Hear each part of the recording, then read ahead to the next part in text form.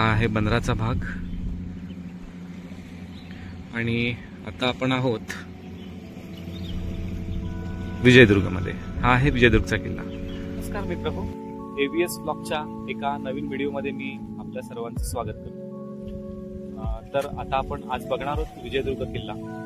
विजयदुर्ग किल्ला माझ्या घरापासून 24 किलोमीटरच्या अंतरावर आहे आणि हा किल्ला मी खरं तर लहानपणापासून बघतो, खूप वेळा बघितलाय। शाळेत असताना सहलीच्या निमित्ताने किंवा त्याच्यानंतर सुद्धा हा किल्ला खूप वेळा बघितलाय, पण ह्या किल्ल्याचा अभ्यास कधी केला नव्हता। आता काही फार अभ्यास वगैरे करून नाही आलोय, फक्त काही माहीत नसलेल्या गोष्टी मात्र ह्या व्हिडिओच्या निमित्तानं, या व्हिडिओच्या प्रिपरेशनच्या निमित्तानं मलाच कळल्यात, त्या मी तुम्हाला दाखवण्याचा प्रयत्न करतोय। तर आता हा जो व्हिडिओमध्ये माझ्या मागे दिसतोय हा आहे विजयदुर्ग किल्ला। विजयदुर्ग हे गाव सिंधुदुर्ग जिल्ह्यातलं जवळजवळ शेवटचं गाव आहे। आता आपण हे बघू शकता, सिंधुदुर्ग जिल्हा इथे संपतो आणि पलीकडे जे दिसतंय तो आहे रत्नागिरी जिल्हा। तर ऐतिहासिक दृष्ट्या हे गाव खूप सेन्सिटिव्ह आहे। शिवाजी महाराजांच्या पदस्पर्शाने पावन झालेलं हे गाव। तर आपण शिवाजी महाराजांनी जिंकून घेतलेला, स्वराज्यात आणलेला हा किल्ला बघूया। किल्ल्याच्या पायथ्याशी पोहोचलोय। हे आहे विजयदुर्ग गाव आणि किल्ल्याच्या ह्या बाजूने आपल्याला इथे दिसतंय की किल्ल्याचा मुख्य मार्ग इथून सुरू होतोय। ह्या भागाला पडकोट खुष्क असं म्हणतात। पडकोट खुष्क म्हणजे जमिनीकडून किल्ल्याकडे जाणारा हा मार्ग। तर इथे आपण बघितलं तर हा रस्ता सरळ जात नाहीये, डाव्या बाजूला वळून आपल्याला असं जावं लागतं। शिवकालीन पद्धत ही जी आहे बांधकामाची, किल्ले बांधकामाची, त्याची झलक आपल्याला अगदी पहिल्या मिनिटातच दिसली आहे। इथून पुढे आल्यानंतर आपल्याला इथे एक मंदिर दिसतंय। हे आहे श्री मारुतीचं मंदिर आणि मारुतीच्या मंदिराच्या समोरच आपल्याला अजून एक छोटं मंदिर दिसतंय। आता हे मंदिर कसलं आहे मला एक्झॅक्ट माहीत नाही आहे। मारुतीच्या मंदिराच्या समोर उभं राहिलं ना की आपल्याला संपूर्ण किल्ला दृष्टिक्षेपात पडतो। तर विजयदुर्गचा किल्ल्याच्या पूर्वेकडचा हा भाग आहे। इथे आपल्याला ह्या भागात पुढे गेलं एका उजव्या बाजूला एक बुरुज दिसतोय आणि इथे आहे जिबीचा दरवाजा। जिबीचा दरवाजा म्हणजे सुरुवातीचा दरवाजा, म्हणजे समोरचा दरवाजा। आता आपण जिबीचा दरवाजा बघू। तर आपल्याला आता समोर दिसतोय जिबीचा दरवाजा। जिबीच्या दरवाज्यातून आत गेल्यानंतर आपण मुख्य किल्ल्यात प्रवेश करते होणार आहोत।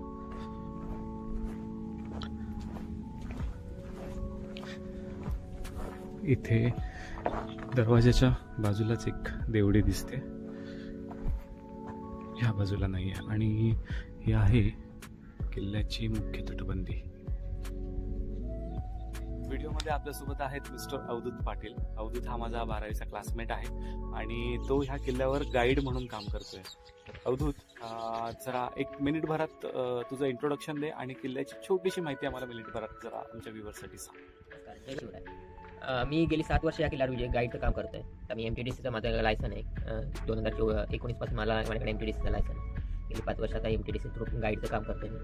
त्याच्यानंतर तुम्हाला हा किल्ला आपला 17 एकर 19 गुंठाचा किल्ला आहे। 24 पॉईंट येतात मध्ये। 2 भुयारी मार्ग आम्ही दाखवतो, दरबाराचा भाग दाखवतो, खलबतखाना दाखवतोय, दारुगोळ्याचा कोठार, धान्य कोठार, भवानी मातेचं मंदिर, टेहळणी बुरुज, असे सगळे पॉईंट आहेत तुम्हाला किल्ल्यात। होण्याची बागा वगैरे आहे आणि आपला हे तुम्हाला सगळे पांढरे स्पॉट आहेत। हे सगळ्या तोफांचे गोळे बसून नंतर ते बुजवण्यात आले।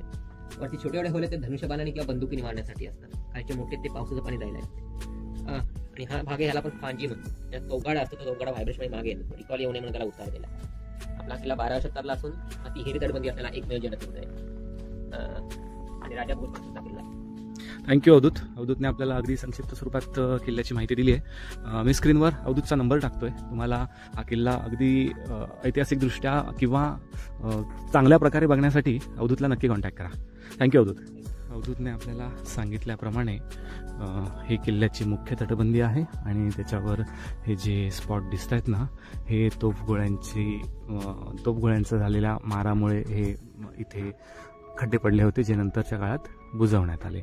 आणि हा जो भाग दिसतोय आपल्याला, हा थोडासा जो उतार दिसतोय ह्याला पांगी म्हणतात. इथे तोफा असायच्या आणि तोफगोळा डागल्यानंतर ज्या व्हायब्रेशनने तोफा मागे येऊ नयेत म्हणून हा भाग थोडासा उताराचा केलेला आपल्याला आढळतो. तर आपण आता किल्ल्याच्या मुख्य दरवाजाकडे चाललोय आणि इथे काहीतरी पुरातत्व खात्याकडून काम चालू असल्याचं दिसतंय. त्याप्रमाणे या किल्ल्याला तिहेरी तटबंदी आहे. पैकी आपल्याला ही जी दिसते ही समुद्राच्या जवळची सगळ्यात पहिली तटबंदी, ही दुसरी तटबंदी आणि ही आहे मुख्य तटबंदी, तिसरी तटबंदी. तर तिहेरी तटबंदी असलेला हा एकमेव जलदुर्ग आहे. आपण आता आहोत किल्ल्याच्या मुख्य प्रवेशद्वाराच्या अगदी जवळ. हे गोमुख पद्धतीचं प्रवेशद्वार आहे. शिवकालीन किल्ले बांधकामाच्या पद्धतीचा हा एक अनोखा प्रकार आहे. म्हणजे अगदी आपण किल्ल्याच्या प्रवेशद्वाराच्या जवळ येईपर्यंत आपल्या लक्षात येत नाही की इथे मुख्य प्रवेशद्वार आहे. तर आपण प्रवेशद्वाराच्या अगदी जवळ पोचलोय आणि प्रवेशद्वार अजूनही आपल्याला दिसत नाही. तर अगदी वर आल्यानंतर आपल्याला हे भलं मोठं प्रवेशद्वार दिसतंय बघा. हे आहे गोमुख पद्धतीचं प्रवेशद्वार. शिवकालीन किल्ले बांधण्याची ही पद्धत आहे.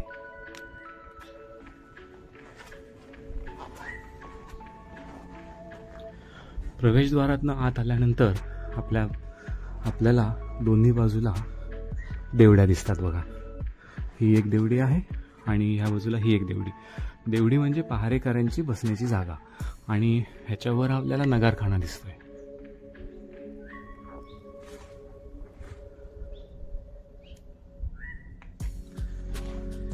आपण किल्ल्यात प्रवेश करते झाल्यानंतर लगेचच डाव्या बाजूला आपल्याला एक स्ट्रक्चर दिसतंय. हे स्ट्रक्चर म्हणजे खलबतखाना आहे. खलबतखान्याच्या बरोबर समोर खलबतखान्याचा हा मुख्य प्रवेशद्वार आहे. खलबतखाना म्हणजे जिथे मोहिमांची आखणी केली जायची तो भाग. इथे आपल्याला एक पाटी लावलेली दिसते बघा, खलबतखाना. आणि ह्या मुख्य दरवाजातून आता मी आत जातोय. तर हे स्ट्रक्चर किती सुंदर आहे बघा. इथे कित्येक मोहिमा आखल्या गेल्या आहेत. अतिशय सुंदर. ह्याला दोन ओपनिंग आपल्याला दिसतात. एक आहे हे मुख्य प्रवेशद्वार, त्याच्या बाजूला ह्या दिशेला एक आपल्याला प्रवेशद्वार दिसतंय जे किल्ल्याच्या ध्वजस्तंभाच्या बाजूला ओपन होतं. इथे या खलबतखान्याच्या स्ट्रक्चरमध्ये मी आता आहे. इथे ना माझा आवाज मलाच इको ऐकायला येतो. आता मी तुम्हाला आता माईकमध्ये कॅप्चर होतोय का मला माहित नाही, पण मी ऐकवण्याचा प्रयत्न करतोय बघा.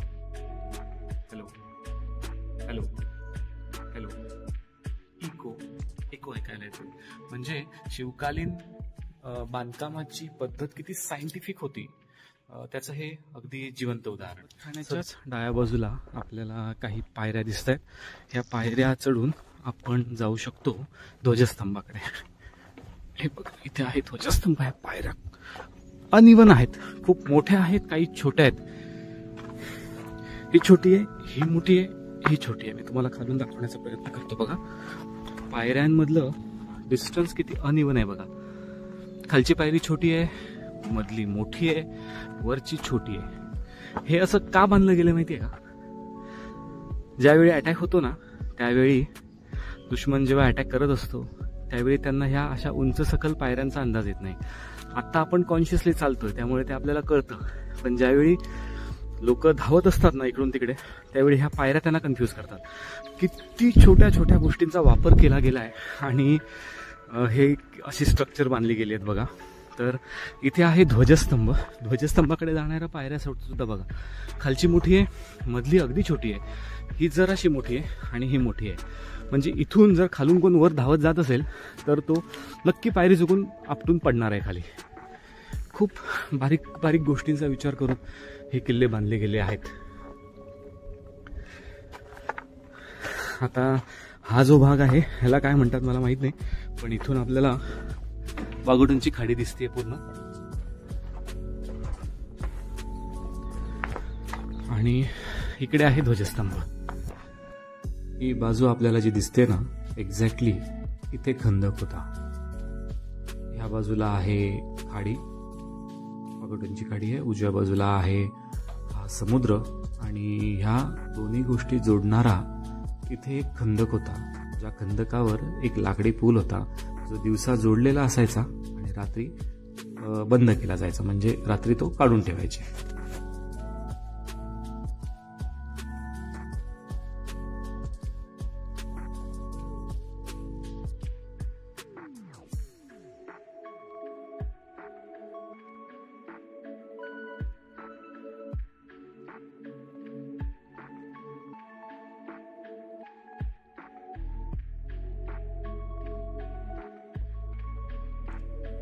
तर खाडीच्या बाजूची जी तटबंदी दिसते ना, जिथे मी गाडी पार्क केली आहे, ती आहे किल्ल्याची सगळ्यात खालची तटबंदी. त्याच्यानंतर वरचं जे वर्तुळाकार स्ट्रक्चर दिसतंय, छोटा बुरुज, आणि त्याच्या बाजूची ही आहे किल्ल्याची दुसरी तटबंदी.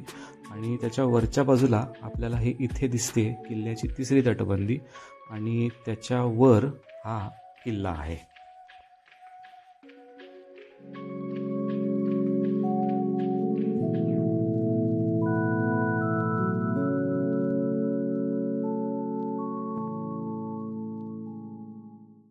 हा किल्ला ना सुमारे 820 वर्ष जुना आहे. शिलाहार राजा भोज याच्या काळात साधारण 1196 ते 1205 पर्यंत ह्या किल्ल्याचं बांधकाम पूर्ण झालं.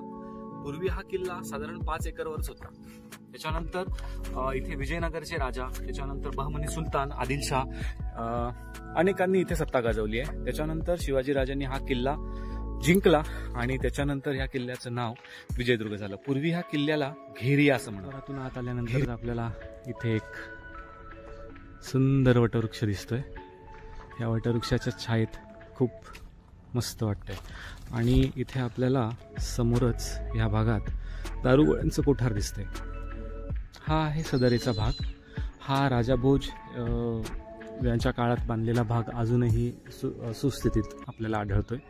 आणि हे आहे दारुगोळ्याचं कोठार.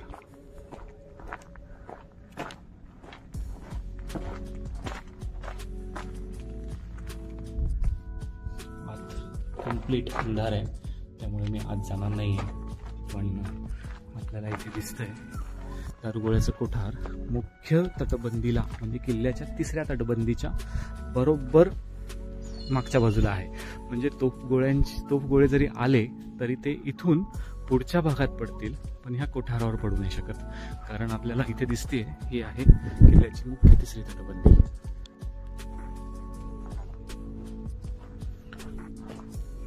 सदरेवर जाण्यासाठीचा हा आहे मुख्य प्रवेशद्वार. आणि ह्या मुख्य प्रवेशद्वारातून आता आपण आत जाऊया. मुख्य प्रवेशद्वारातून आत गेल्यानंतर आपल्याला सुरुवातीला काही मोकळा भाग दिसतोय बघा. हा जांभ्या दगडात बांधलेला हा भाग आपल्याला जो दिसतोय, ही मुख्य सदर नाही आहे. मुख्य सदर ही आहे. हा आहे सदरेच्या आतमध्ये जाण्याचा मार्ग. आणि इथे आपण आत आल्यानंतर आपल्याला दिसतंय बघा, ही एवढी प्रचंड मोठी सदर.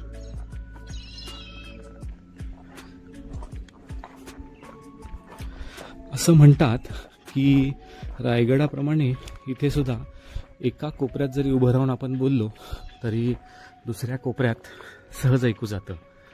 तर मी आता हे ट्राय करणार आहे. त्या समोरच्या कोपऱ्यात मी माझा फोन ठेवणार आहे.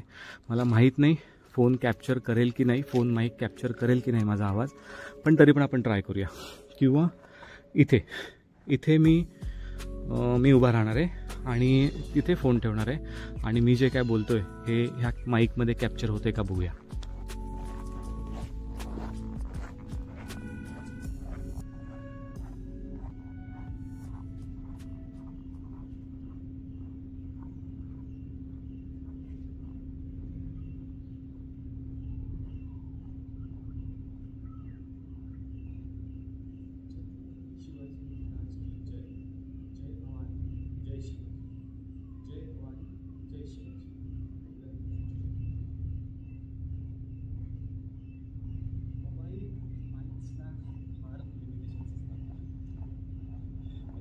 दुसरा माणूस नाही आहे, तर मी हे असं लाईव्ह कॅप्चर करून दाखवलं असतं तुम्हाला, पण बघूया हे झालंय का.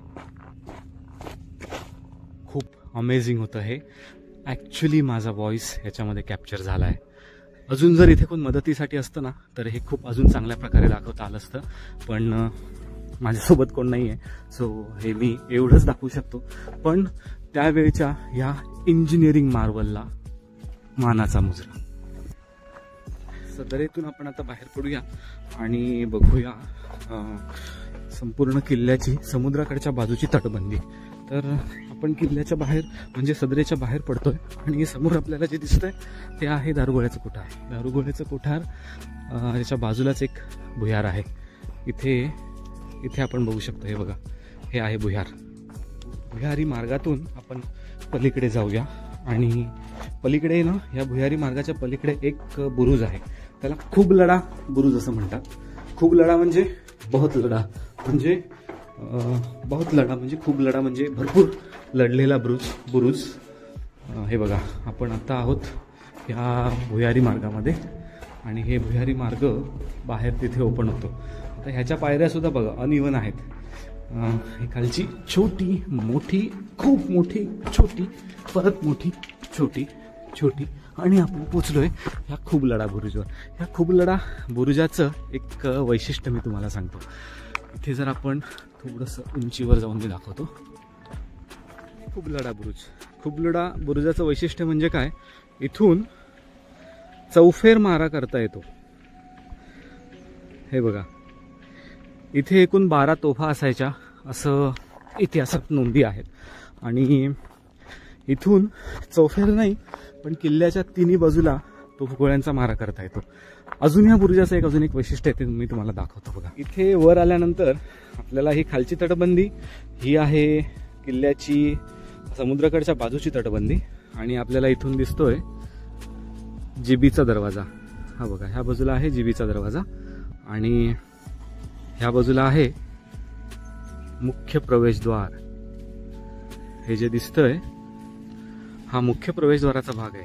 म्हणजे शत्रू जेव्हा तिथे असेल तो ह्या बाजूने येणार आहे. शत्रू समुद्राच्या खाडीच्या ह्या बाजूने किल्ल्याच्या 2 तटबंद्या ज्या खूप मोठ्या आहेत त्या जर पूर्ण करण्यात त्याला यश आलंच तर शत्रू आपल्याला सापडणार आहे इथे आणि इथे आपण शत्रूला त्याच्या मागच्या बाजूने त्याच्यावर मारा करू शकतो तोफांचा. आलं का लक्षात? हे किती जबरदस्त आहे. म्हणजे शत्रू जर ह्या दोन्ही तटबंद्या पार करून जरी आला तरी तो आपल्या गोळ्याच्या माऱ्यापासून वाचू शकणार नाहीये, कारण त्याची पाठ असणार आहे ह्या बाजूला आणि तो मुख्य प्रवेशद्वाराकडे जात असणार आहे आणि आपण त्याला इथेच ठेचून मारू शकतो. खूप जबरदस्त कन्स्ट्रक्शन केलं गेलंय आणि गोमुखी प्रवेशद्वाराचं हे एक वैशिष्ट्य आपल्याला दिसतंय बघा. म्हणजे एक तर त्याला ते सापडणार नाहीये शत्रूला आणि हा तो खूप लढा बुरुज जो आपण आता तिथे जाऊन बघितला. त्याच्यानंतर किल्ल्याच्या तटबंदीवरून अतिशय सावधपणे चालावं लागेल आणि इथे आपल्याला खाली अजून एक तटबंदी दिसते. ह्या पिक्चरमध्ये ना आपल्याला तिन्ही तटबंद्या दिसत आहेत बघा. ही जी खाली दिसते ही आहे समुद्राजवळची पहिली तटबंदी, ही ज्याच्यावर मी आता उभा आहे ही आहे दुसरी तटबंदी आणि ही तिसरी तटबंदी. म्हणजे तिन्ही तटबंदी ह्या लोकेशनवरनं आपल्याला दृष्टिक्षेपात पडतात. या तिन्ही तटबंदी व्यतिरिक्त एक अजून तटबंदी ह्या किल्ल्याला आहे जी चक्क समुद्राच्या खाली आहे. महाराजांनी ही एक अशी तटबंदी बांधून घेतली जी कधीच दिसत नाही. 1989 मध्ये ह्या गोष्टीचा शोध लागलाय आणि इंग्रज आणि पोर्तुगीजांची कित्येक जहाजं ह्या तटबंदीला आपटून फुटल्याची नोंद इंग्रज आणि पोर्तुगीजांच्या इतिहासात आढळते. किल्ल्याच्या ह्या बुरुजावर मी जेव्हा जेव्हा येतो ना पूर्ण स्वाभिमानाने भरून येतं. का बघायचंय दाखवतो. हे आहे ते कारण. आपल्या पूर्वजांच्या शौर्य पराक्रमाने पावन झालेल्या या भूमीत आपण जन्माला आलो आणि त्यांचं वारस म्हणून आपण जे नाव पुढे चालवतोय ते बघून फार बरं वाटतं. हा आहे शिंदे बुरुज आणि मी लहानपणापासून जेव्हा जेव्हा इथे येतोय ना हे नाव वाचून फार फार अभिमानाने छाती फुलून येते. तर मी काय फार केलं नाही आहे म्हणा, पण पूर्वजांनी जे केलं आहे ना त्यांच्या कार्याला त्रिवार सलाम. हा आहे शिंदे बुरुज, आपण इथे बघू शकतो. असे अनेक बुरुज ह्या समुद्राकडच्या भागात आहेत. एकूण 20 बुरुज ह्या समुद्राकडच्या भागात आहेत आणि ह्या मुख्य किल्ल्याच्या भागात एकूण 7 बुरुज आहेत. तर तिथे येताना मला एक व्यंकट बुरुज दिसला ह्या भागात, त्याच्या पुढे शहा बुरुज होता आणि हा आहे शिंदे बुरुज. तर बुरुज हे टेहळणीसाठी बांधलेले असतात आणि ही आहे समुद्राकडची बाजू, आपण बघू शकतो. ही आहे समुद्राकडची बाजू. ह्या बुरुजावर उभं राहिलं ना की समुद्र किती अकराळ विक्राळ आहे हे दिसतं. सतत 800 वर्षे एवढ्या तुफान लाटांचा मारा सहन करत हा किल्ला उभा आहे. किती जबरदस्त आहे बघा. फेब्रुवारी महिना आहे. फेब्रुवारी महिन्यामध्ये मी हा व्हिडिओ घेतोय आणि आपल्याला फेब्रुवारी महिन्यात ह्या लाटांचं अकराळ विक्राळ स्वरूप असं दिसतंय बघा. इमॅजिन करा पावसाळ्यात हे कसं असेल. पावसाळ्यात मी एक फोटो बघितला होता. ह्या ज्या लाटा आहेत ना ह्या किल्ल्याच्या तटबंदीच्या वरपर्यंत पोहोचतात, इथपर्यंत पोहोचतात. एवढा मोठा मारा हा किल्ला सतत 820 वर्ष सहन करतोय आणि तरी सुद्धा अगदी दिमाखात उभा आहे ना कमाल. या तिन्ही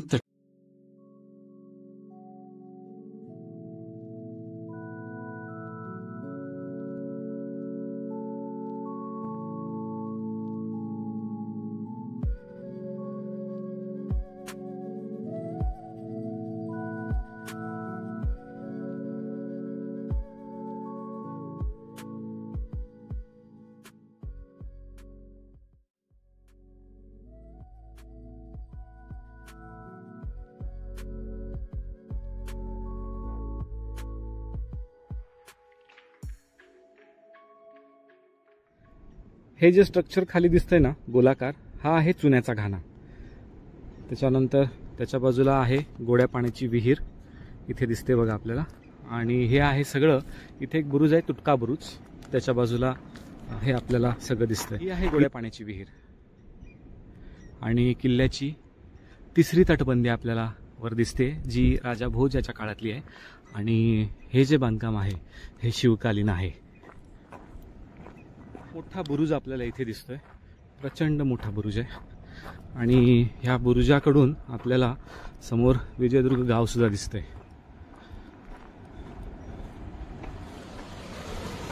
इथून आपल्याला दिसतंय बघा, हे जे आहे हे इथे भिंतीला खाली एक खूप मोठं भगदाड पडलंय आणि त्याच्या बाजूला इथे आता कॅमेऱ्यात कितपत दिसते मला माहित नाहीये, पण इथे आपल्याला एक तटबंदी तुटलेली दिसते बघा. समुद्राच्या पाण्यातले हे दगड आहेत ना, यांचं एक विशिष्ट काम आहे. जेव्हा लाटा समुद्रावरून येतात त्या डायरेक्ट तटबंदीवर न आदळता पहिल्यांदा ह्या दगडांमध्ये ते आदळून त्यांचा वेग कमी होतो आणि मग कमी झालेल्या वेगाने ते तटबंदीवर आढळताना आपल्याला दिसत आहे. त्यामुळे किल्ला बांधकाम करताना हे जे दगड टाकले गेलेत ना खाली, त्यांचं हे वैशिष्ट्यपूर्ण काम आहे बघा, इथे दिसतंय.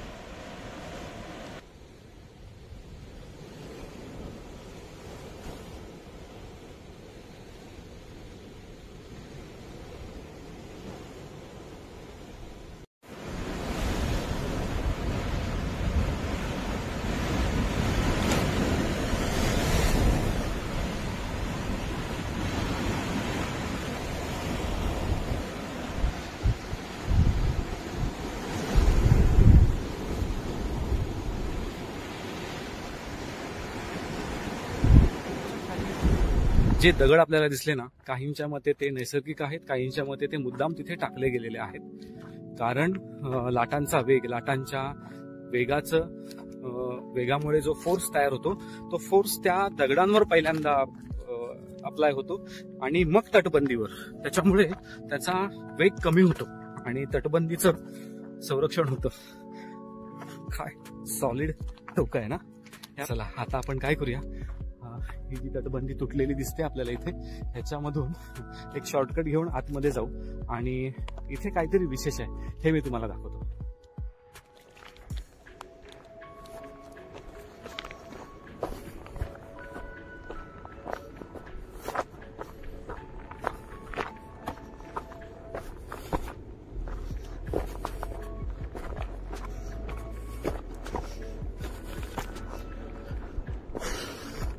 ही खूप मोठी चढाई आहे.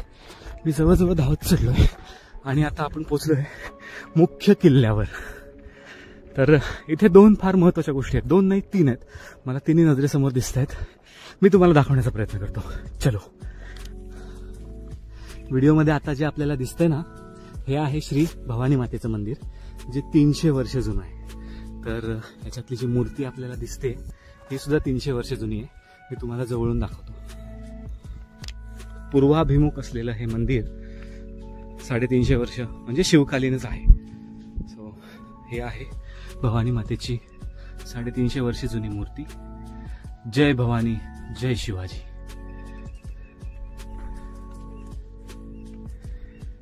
ऐतिहासिक दृष्ट्या हा किल्ला जेवढा महत्वाचा आहे ना, तेवढाच भौगोलिक दृष्ट्या किंवा शास्त्रीय दृष्ट्या सुद्धा महत्वाचा आहे.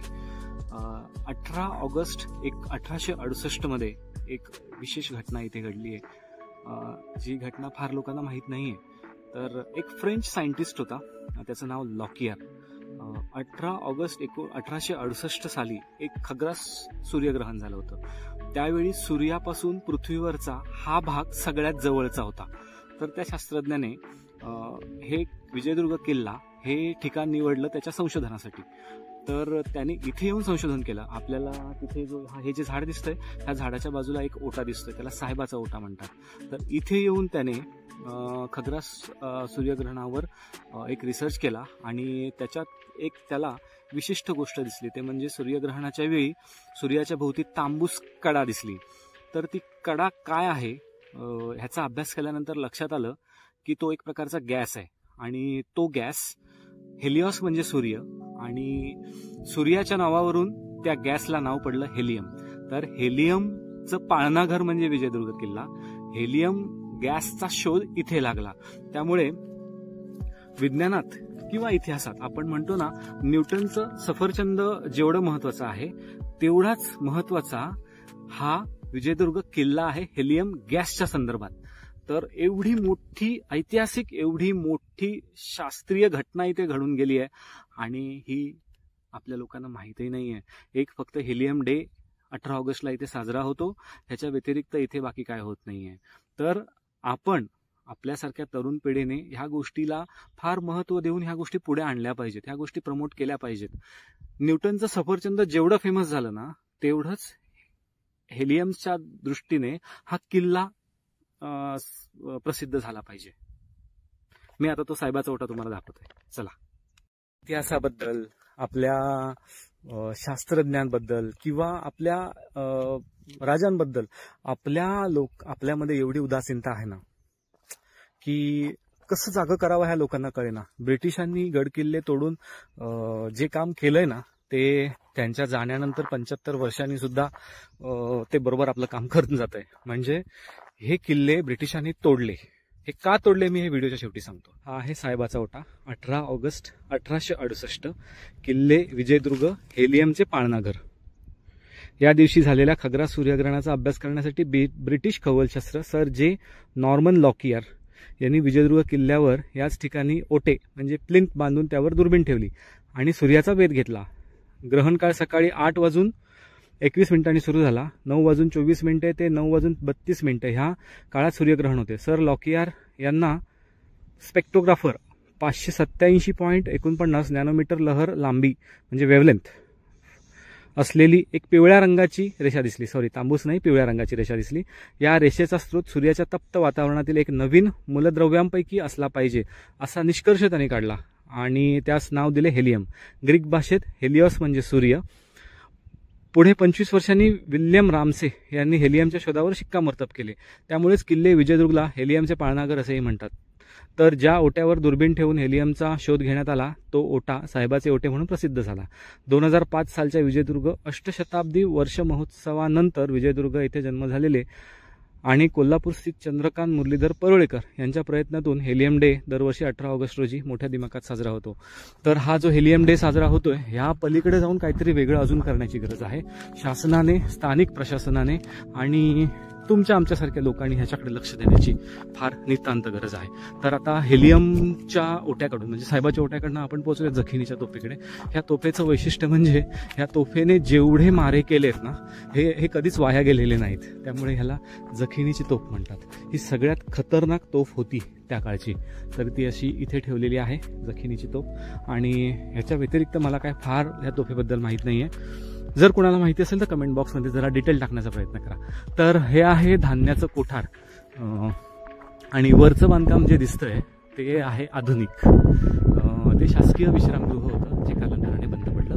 पण आपण खाली दिसणारं जे धान्याचं कोठार आहे हे खूप सुस्थितीत दिसतंय आणि आतमध्ये फारसा अंधार नाही आहे, तर मी हे आतमधून दाखवण्याचा तुम्हाला प्रयत्न करतो. आपण आता पोचलोय धान्याच्या कोठारात.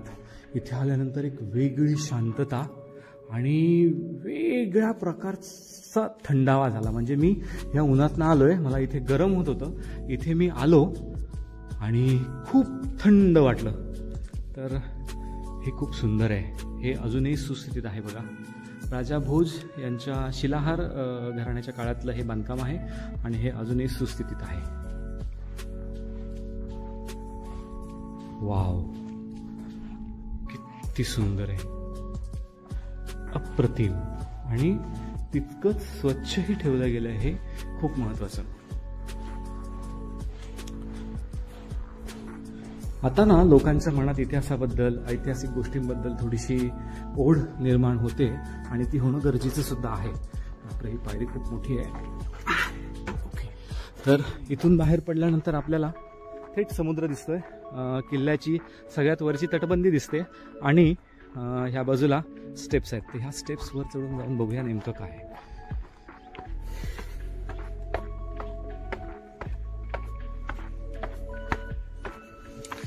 हो, वाव. इथे आपण इथून समुद्र दर्शन झालंय आणि ह्या भागातून आपण वर चढून पहिल्या मजल्यावर आलोय. खूप सुंदर आहे. हे बांधकाम नवीन होतं जे पडून गेलंय. ओके, पण हे छान आहे, खूप सुंदर आहे. ही पायवाट किती सुंदर आहे बघा. सदरेकडून अन्नधान्याचं जी कोठार आहे त्याकडे येणारी अतिशय सुंदर. वरून तर खूप सुंदर दिसत होती. अन्नधान्याच्या कोठाराच्या बाजूला म्हणजे धान्याच्या कोठाराच्या बाजूला खूप मोठा हौद आहे. हा बघा, हा पाण्याचा हौद शिलाहार राजांच्या राजवटीतला असावा असं तज्ज्ञांचं मत आहे. तर आपण हा मुख्य किल्ल्याचा भाग बघून आता किल्ल्याच्या मूळ भागाकडे म्हणजे जिथून आपण किल्ल्यात प्रवेश केलाय तिकडे जाऊया. तिथे काही भाग आहे जो खूप सुंदर आहे, तो मी तुम्हाला दाखवतो. ह्या गर्द छायेत ना खूप बरं वाटलं. झाडांची गरज अशा ठिकाणी आल्यावरच कळते. तर आता आपण जवळजवळ किल्ला चहूबाजूने फिरून कंप्लीट केलाय. पण एक भाग राहतोय तो म्हणजे हा, इथे माडी असं लिहिलेलं आहे. खरं तर हा एक बुरुजच आहे जो 3 मजली आहे. तर हा एक 3 मजली बुरुज, त्याच्या खाली एक 2 मजली बुरुज आहे आणि तिथून एक रस्ता ह्या तटबंदीच्या खालच्या बाजूने जातो. तर ह्या तटबंदीच्या खालच्या बाजूने आपण पुन्हा मुख्य प्रवेशद्वाराकडे जाणार. हे जे स्ट्रक्चर दिसतंय हे 3 मजली आहे. ह्याला माडी असं म्हणतात. इथे बोर्ड लिहिलेला आहे माडी. आणि आपण आता ती बघूया आतमध्ये जाऊन कशी दिसते पलीकडे.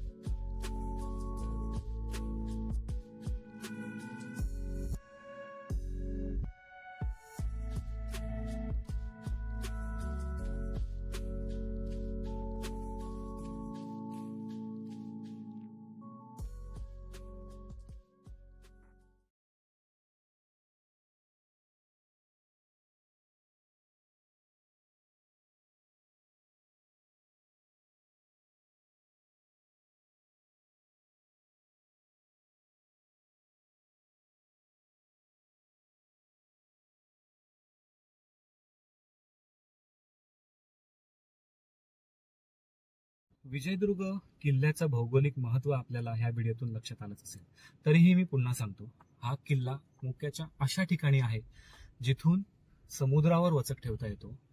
उत्तरेला मुंबईला ब्रिटिश आणि दक्षिणेला गोव्याला पोर्तुगीज ह्यांच्यामधला जो व्यापार चालायचा, ह्यांच्यामध्ये जी सत्ता कारणाची देवाणघेवाण व्हायची, ह्याच्यावर वचक ठेवणं इथून शक्य होतं.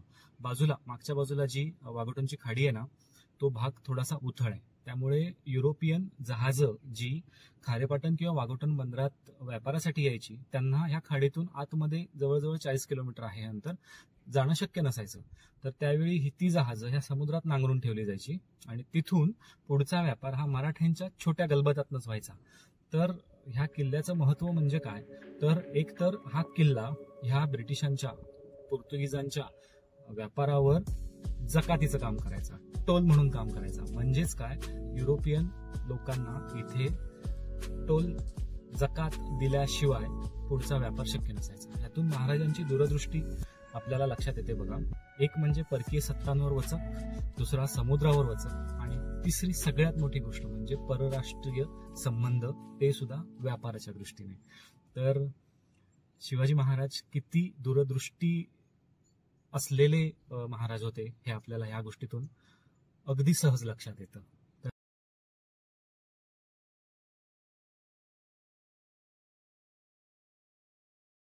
इतिहास समजण्याची गरज काय आहे? इतिहास समजला, इतिहासातल्या शूर कथा समजल्या, सोबत आपण पुढे कसं जगावं हेही समजलं. पूर्वजांच्या शौर्याच्या कथा वाचल्या, जयंत्या साजऱ्या केल्या की आपण मोकळे होतो. दुसऱ्या दिवशी विसरून जातो. तर ह्या सगळ्या गोष्टी आपल्याला आयुष्यभर लक्षात ठेवायच्या आहेत आणि त्यातून अनेक धडे घ्यायचे आहेत. तर सगळ्यात महत्वाचं काय, तर ह्या काळात लढलेले किल्ले शेकडो वर्ष उभे आहेत, पण काळाच्या ओघात आता त्यांना डागडुजीची गरज आहे. म्हणजेच आत्ताच्या पुरातत्व खात्याने आणि आत्ताच्या तरुण पिढीने ह्या सगळ्या गोष्टींकडे लक्ष द्यायची गरज आहे. देशातील लोक आपलं ऐतिहासिक सामर्थ्य, ऐतिहासिक वैभव पाहून प्रेरणा घेतील म्हणून ब्रिटिशांनी हे किल्ले तोडून टाकलेत. आणि त्यांचा जो उद्देश होता ना किल्ले तोडण्याचा, हा आज दुर्दैवाने सफल झाल्यासारखा वाटतोय. तर हा देश, हे राज्य पुन्हा जर सुजलाम सुफलाम करायचं असेल, इथली सांस्कृतिक देवाणघेवाण जर 400 वर्षापूर्वीसारखी करायची असेल, तर आपल्याला आपल्या इतिहासाचा अभ्यास करून त्यातून बोध घेऊन पुढे जगण्याची गरज आहे. कदाचित हे जर झालं, इतिहासाचा योग्य प्रकारे अभ्यास केला गेला, तर आपल्या होणाऱ्या संस्कृतीचं अधःपतन थांबेल आणि कदाचित पुढच्या पिढ्या सक्षम तयार होतील. बरं, सरखेल कान्होजी आंग्रेंच्या पश्चात ह्या किल्ल्याचं काय झालं? त्यांचे दोन्ही पुत्र जे होते ना, यांच्यामध्ये थोडंसं वाद होते सत्तेवरून, आणि तुळाजी आंग्रेंनी हा किल्ला खूप चांगल्या प्रकारे लढवला. मराठा साम्राज्यासाठी त्यांचं योगदान फार मोठं आहे. त्यामुळे त्यांचं कार्य बघून साताऱ्याच्या शाहू महाराजांनी त्यांना सरखेल हा बहुमान दिला. सरखेल म्हणजे त्यावेळेचं ऍडमिरल. तर आणि पेशव्यांचे वाद व्हायला लागले. तर पेशव्यांनी काय केलं, आपल्या मार्गातला काटा दूर करण्यासाठी ब्रिटिशांना सहाय्य केलं. 1818 ते 1820 मध्ये ऍडमिरल ब्राऊन म्हणजे चार्ल्स बून यांनी तो मुंबईमध्ये प्लॅन बनवला आणि पेशव्यांसोबत विजयदुर्गावर हल्ला चढवला. स्वतःच्याच साम्राज्यावर चढवलेला हा कदाचित इतिहासातला पहिलाच हल्ला असेल. आणि तुळाजी आंग्रेंचं तिथे पराभव झाला आणि हा किल्ला ब्रिटिशांच्या ताब्यात गेला. ब्रिटिशांनी हा किल्ला काही काळ सांभाळला म्हणण्यापेक्षा लुटला. आजूबाजूचा किल्ल्याची अक्षरशः वाट लावून टाकली. त्यांनी किल्ला उद्ध्वस्त केला आणि बानकोटच्या किल्ल्याच्या बदल्यात त्यांनी पेशव्यांना पुन्हा हा किल्ला दिला. तर पेशव्यांना हा किल्ला दिल्यानंतर पेशव्यांनी इथे धुळप म्हणून सरदार आहेत, धुळप त्यावेळेचे, त्या घराण्याने हा किल्ला साधारण 1820 पर्यंत हा किल्ला त्यांनी सांभाळला. तर मात्र ह्या किल्ल्याला तेवढी शान, त्या किल्ल्याची शान तेवढी उरली नाही आणि हा किल्ला आता जसा भग्नावस्थेत दिसतोय, हा गेली काही वर्ष असाच आहे. तर आज आपण बघितलाय विजयदुर्ग किल्ला. इतिहास सांगण्याचा आम्ही पुरेपूर प्रयत्न केलाय. माझं काही चुकलं असेल तर कृपया कमेंट बॉक्समध्ये सांगा. असेच अनेक किल्ले बघू हा व्हिडिओ मी आता इथे तुर्तास थांबवतोय. किल्ला बघून मन खिन्न होतो, पुढे बोलायला काही सुचत नाहीये. तर तुर्तास हा व्हिडिओ मी थांबवतोय. जय भवानी, जय शिवाजी. पुन्हा भेटू AVS ब्लॉगच्या एका नवीन व्हिडिओमध्ये. तोपर्यंत बाय बाय. जय भवानी, जय शिवाजी.